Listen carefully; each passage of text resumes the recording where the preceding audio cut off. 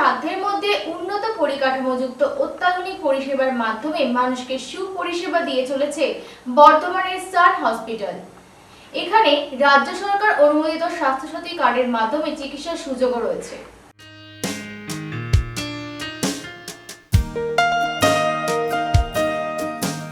সান hospital, যা বর্ধমানের অন্যতম এক সেরা চিকিৎসা প্রতিষ্ঠান, যেখানে রয়েছে স্বনামধন্য চিকিৎসকদের দ্বারা অত্যাধুনিক পদ্ধতিতে চিকিৎসার সুযোগ, এমনকি ডায়াগনস্টিক বিভাগের সমস্ত রকম পরিষেবা পাওয়া যায়।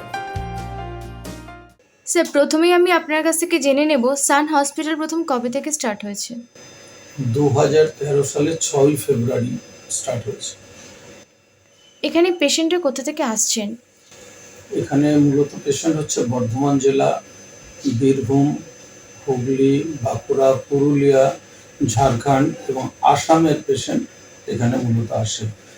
মুর্শিদাবাদ, যত আমার এখানে পাশাপাশি জেলা আছে, সমস্ত জেলা থেকেই আমাদের এখানে পেশেন্ট আছে। স্যার, এখানে মূলত কী কী ধরনের ট্রিটমেন্ট করা হচ্ছে? সান হসপিটাল মূলত হচ্ছে মাল্টি স্পেশালিটি হসপিটাল। এখানে সমস্ত ধরনের ট্রিটমেন্ট হয় এবং বর্ধমানের সেরা সেরা মানে চিকিৎসার জায়গা হচ্ছে সান হসপিটাল। স্যার, এই জায়গাতেই আসবো যে বর্ধমানে আরও অনেক নার্সিংহোম অ্যান্ড হসপিটাল রয়েছে, তাদের মধ্যে থেকে সান হসপিটালের মেন ডিফারেন্স কী? ডিফারেন্স হচ্ছে এখানে স্বল্প মূল্যে এবং অত্যাধুনিক পরিষেবাটা দেওয়া হয়, অত্যাধুনিক চিকিৎসাটা দেওয়া হয়। সেই জন্য মানুষ এখানে আমাদের মূলত পরিষেবা এবং সুচিকিৎসার জন্য এখানে আসে এবং সেই জন্য এমন কোনো বিভাগ নেই যে আমাদের এখানে নেই, এবং যে বিভাগগুলো আমাদের এখানে আছে অন্যান্য হসপিটালে সেই বিভাগগুলো সব নেই। আমাদের এখানে আপনি কার্ডিওলজি থেকে শুরু করে গ্যাস্ট্রোএন্টারোলজি থেকে শুরু করে ইউরোলজি, অঙ্কোলজি, মেডিসিন, চেস্ট বিভাগ, প্রতিটা বিভাগ, অপথ্যালমোলজি, ডেন্টাল পর্যন্ত আমাদের এখানে আছে, ডার্মাটোলজি। তারপর আমাদের এখানে টোটাল ডায়াগনস্টিক সেন্টার আছে। সব একই ছাতার তলায় আসলে সব পেয়ে যাচ্ছে। এবং বর্ধমানের সব থেকে বড় যেটা পলিক্লিনিক ডায়াগনস্টিক সেন্টার, যেখানে প্রতিদিন প্রায় 56 ডাক্তার ওপিডি করেন, সেটা হচ্ছে সেবা পলিক্লিনিক। তারপর আমাদের যেটা হচ্ছে সান হসপিটাল ইউনিট 2। এই যে আমাদের একটা টোটাল মেডিকেল সিস্টেমটা একই জায়গায় এলে কোনো পেশেন্টকে দ্বিধা দ্বন্দ্বের মধ্যে পড়তে হলে চিকিৎসা পাবো কিনা। আমাদের এখানেও যদি আবার কোনো চিকিৎসা দেখলাম যে আমাদের এখানে করা সম্ভব নয়, আমরা নিজেরা দায়িত্ব নিয়ে, সেটা কলকাতা হোক বা সাউথের কোনো জায়গায় হোক, আমরা পেশেন্টটাকে প্রথম থেকে শেষ পর্যন্ত তাদের পিছনে পড়ে থাকি যে সেই পেশেন্টকে কি করে সুস্থতা দেওয়া যায়।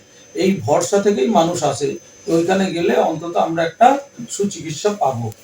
স্যার, আপনারা ইনফ্রাস্ট্রাকচারের উপর কতটা জোর দিচ্ছেন?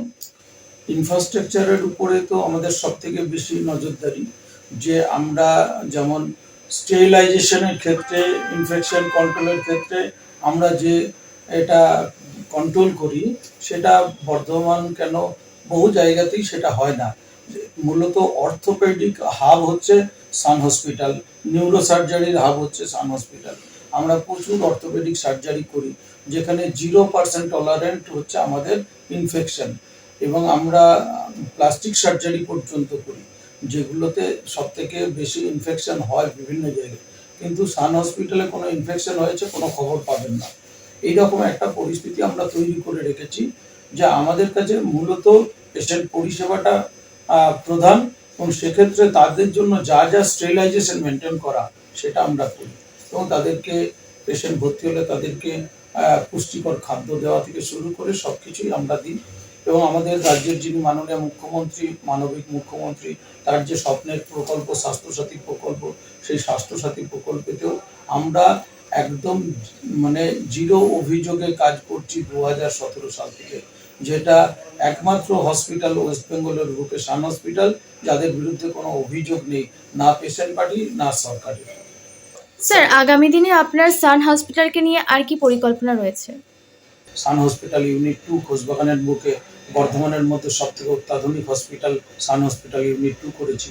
সেখানে যে যন্ত্রপাতিগুলো আমরা নিয়ে এসেছি, যে ল্যাপ্রোস্কোপিক যে surgery, micro surgery, gall bladder করতে বা হিস্টেক্টমি করতে যে মেশিনের প্রয়োজন হয়, সেই মেশিন হচ্ছে বিশ্বের অন্যতম একটি মেশিন, স্ট্রাইকার কোম্পানির 4K মেশিন দ্বারা আমরা ল্যাব সার্জারি, মাইক্রো সার্জারি করছি।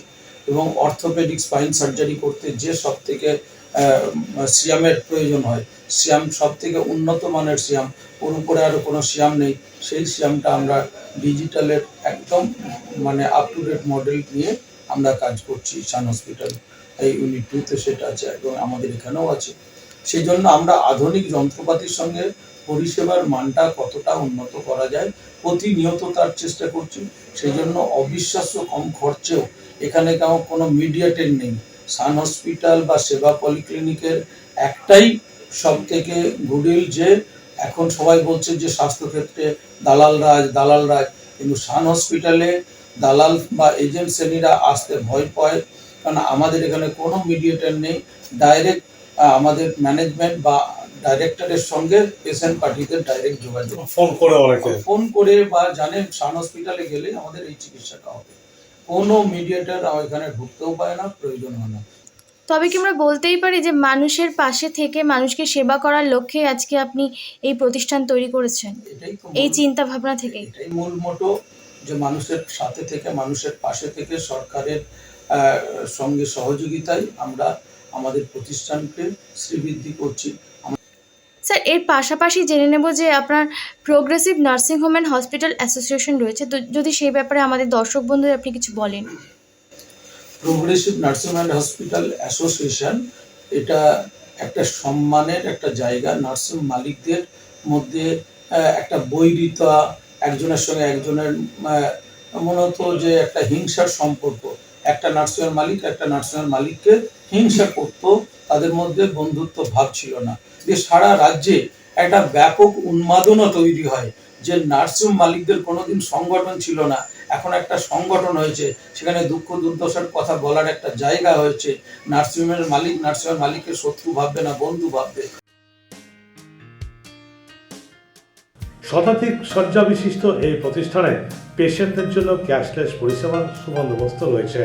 পাশাপাশি এই প্রতিষ্ঠানের কর্ণধার Alajuddin progressive nursing home and hospital অ্যাসোসিয়েশনের একজন চেয়ারম্যান।